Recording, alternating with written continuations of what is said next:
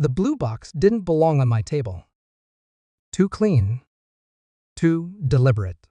The man placed it beside my coffee like he'd rehearsed the motion 1,000 times. Mid-40s. Neutral face. No scent. No hesitation. "You'll need this tonight," he said. That was it. No explanation. No name.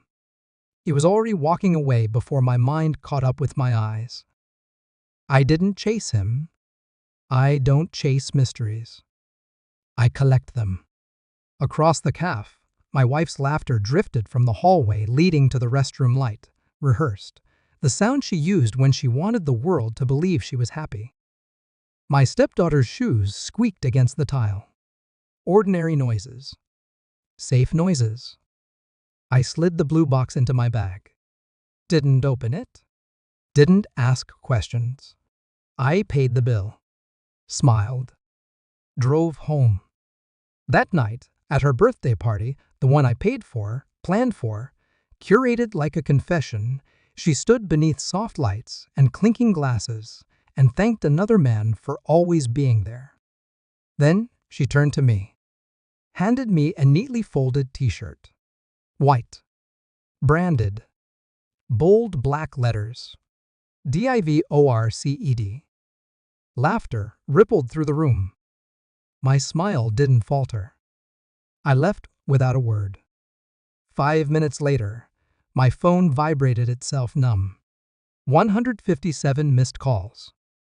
I didn't answer. I went home. I locked the door. I opened the blue box. Inside was not what I expected. No weapon. No threat. Just paper. Photographs. Printed messages. A USB drive. And a small handwritten note. "You were the last to know." The photos were surgical. Not intimate enough to be romantic. Just enough to be undeniable. Her hand on his wrist. His jacket hanging in our hallway. Her reflection in a mirror I recognized. Dates circled in red. Some overlapped our wedding. Some overlapped nights she told me she was too tired. The USB held recordings. Voice notes. Casual cruelty disguised as comfort. I married him because he was safe. He'll never suspect a thing. Tonight's party? He paid for it. Can you believe that?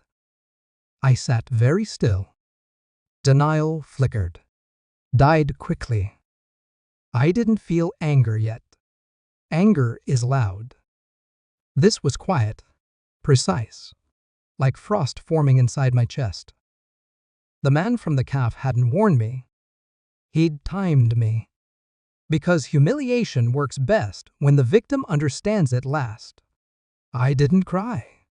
I organized. Over the next 3 weeks, I became invisible. I cooked. Listened.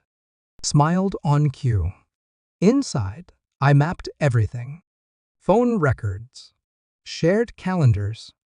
Banking anomalies disguised as gifts. The stepdaughter's school forms listing an emergency contact I didn't recognize. Him? I ran a background check. He wasn't a stranger. He was an investor. A family friend. A man whose name appeared too often in places it shouldn't. I found the lease on her apartment across town. Signed 6 months before our wedding. I found the NDA she'd made him sign. I found the clause about me. Husband is unaware. Husband will not be informed. The blue box hadn't revealed betrayal. It had revealed coordination. I didn't confront her. Confrontation gives the guilty control over the narrative. Instead, I prepared. I transferred assets. Canceled cards. Reclaimed the birthday gift, a watch engraved with forever. Forever is a dangerous word when spoken by liars. I invited them both to dinner. Neutral ground. Quiet restaurant. Dim lighting. She smiled too easily. He didn't smile at all. I placed the USB on the table between us. Didn't say a word. He went pale. She reached for it. I stopped her with a single finger. "Play it," I said.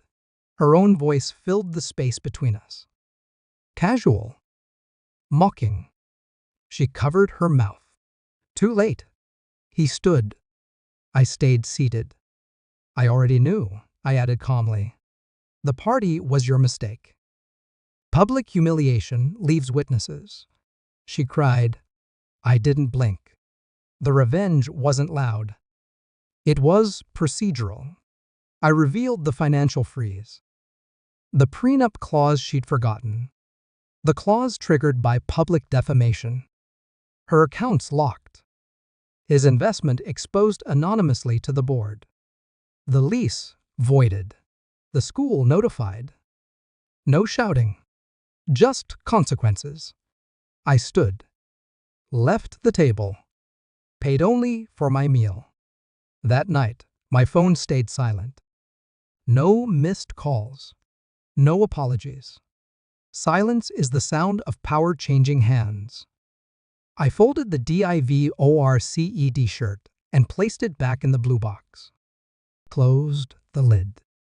Some gifts are returned. Some are lessons. I walked away lighter. Not because I forgave, but because I no longer carried them.